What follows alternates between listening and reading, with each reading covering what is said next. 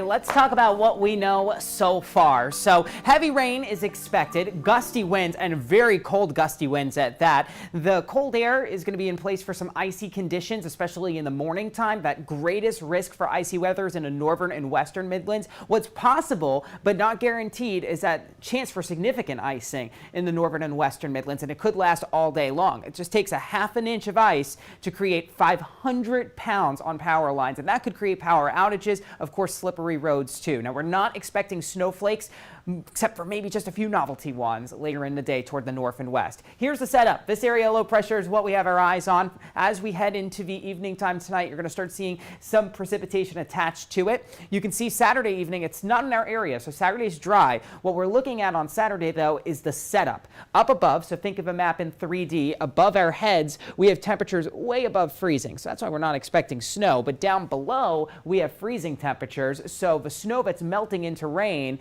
is going to turn into ice, and that's what you see in pink. So you're either looking at sleet pellets or rain that freezes on contact on Sunday morning. It is definitely just going to be an all-around mess. Now, as we head into the afternoon time, that low pressure backs away a bit, and we're starting to see things clear out. Maybe at that point we see some novelty snowflakes, but we're not expecting accumulations. Temperatures in the 50s today, starting around 11 a.m. It's going to be a very pretty afternoon. Little breeze, lots of sunshine. Tomorrow, it's going to be generally cloudy throughout the day, and that's going to hold temperatures steady in the 40s for us just about everywhere. So Saturday's not a bad day to get out there and do what you have to do, but it's not going to be a very pretty looking day. Sunday morning, dark and early, 4 o'clock in the morning, we're already dealing with the freezing rain risk. It's going to be a heavy freezing rain.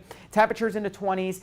Feels like the teens out there almost all day long when you factor in the wind chill. Midday, we're starting to see some of that warm air return to the area, so the threat for icing is very limited towards I-95. We may get into the icing early in the day for the central Midlands, but it should at some point transition into rain. There is a possibility as you head into Fairfield, Newberry, maybe even Saluda and parts of Kershaw County that you don't transition into rain and you keep temperatures below freezing. That would be problematic because then you're below freezing until Monday. So here's the guidance as far as snowfall. You know, it could be a pretty decent amount for Greenville, for the upstate, but here in the Midlands, not expecting much. As we go into the icing threat, though, I wanted to point out the areas in red. That could be where we see up to half of an inch of ice, and that is where you start dealing with some of the really significant travel issues. It's just model guidance, so we'll have to wait and see how things pan out in reality.